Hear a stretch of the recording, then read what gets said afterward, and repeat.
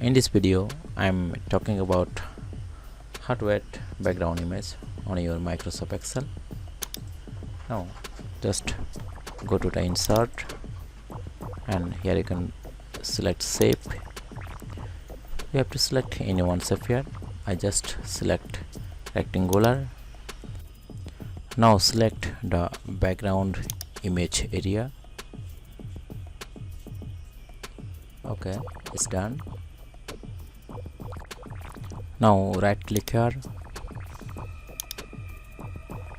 then go to save format. Here you have to select pixel, then you have to change your pixel from the file. Now select your pixel, then insert, then you have to change the transparency. It's done.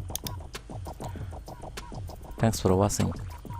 Sorry for my bad English. I am not expert on English. Thanks again. Thanks for watching. If you like our videos, please subscribe.